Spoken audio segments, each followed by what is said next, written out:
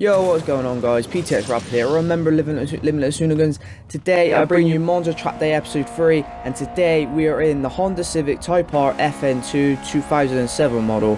Now, before we get too indulged into the racing guys, I just want to say a little overview on this car. It was brought out after the Honda Civic EP3, which was made in 2004. Now, Honda, in my eyes, messed up a little because they didn't make this a better Civic Type R. They made it a worse version of the EP3. It had less, it was only one more brake horsepower more than EP3. And I don't know if some of you guys have watched the Top Gear episode when Clarkson reviews this car with the EP3. This car struggles to keep with the EP3. It's not as fun to drive, but you know, some people have different opinions on this game. I feel it was a great car to drive. Running this track is even better. It's got a quite good handling factor to it. So anyway guys, without further ado, let's get into it. Now, what you will notice guys is some of these corners, I'm about to say, I'm hitting some of these corners in 4th gear. Now if you recall back to the second episode when I did it in the Mark 1 RS, there's a difference. Because this engine is not turbocharged, it is VTEC. VTEC engines in the Honda are notoriously known for revving extremely high for a serious amount of time. So going down this back straight now, I'm shifting into 5th gear going down to just then, into 5th gear down this back straight, and I'm downshifting 2 gears into each heavy braking corner, just to get the engine brakes. I'm at such high gear and I'm going at such higher speed. Now, the difference between is these Honda engines are naturally aspirated. The Focus that I drove last episode is turbocharged. So there is a difference. There's a bit of a power difference, torque setting difference I suppose. There's more torque in the Focus than what there is in the Civic. But what I've noticed from this, heavy acceleration out of corners, there's not that much wheel spin I suppose. It reasonably high speed corners, you're not spinning the wheels up, so you're not understeering or anything. As you can see there, breakdown is shifted into 2 gears down into 3rd around this corner, and it hugs the corner nicely. Now coming out onto this back straight, we're in 4th gear now, and then we want to shift up into 5th, because you can't ride 4th gear anymore because you'll be hitting the limiter, and that's going to make your car time even slower around this track.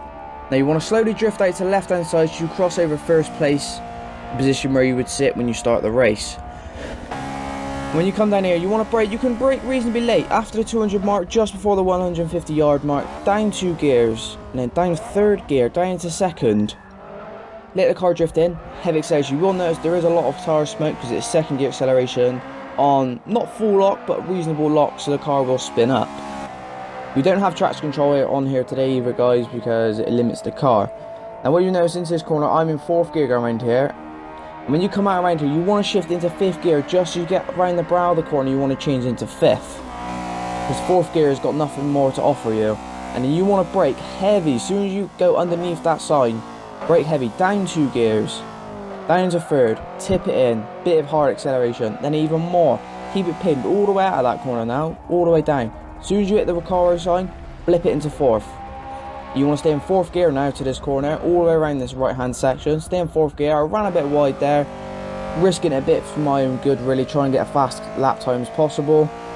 Stay in 4th gear, touch the brakes a little, and then back on the heavy acceleration out of that corner to pull you around. You want to, most importantly in these cars, you want to stay in VTEC, because VTEC is what's going to pull you out, because they are not turbocharged, as I guys have told you, they are naturally aspirated. So down this back straight, you are going to want to go from 4th into 5th, because like I said, 4th gear has nothing more to offer. Now you want to change down 2 gears into this corner. You want to go down into 4th, and then you want to go down into 3rd just before the brow of the corner. Tip it in so the car engine braking drags you into the corners, and you want to give it heavy acceleration out of there into 4th, and then you want to go up into 5th gear as well down in this straight.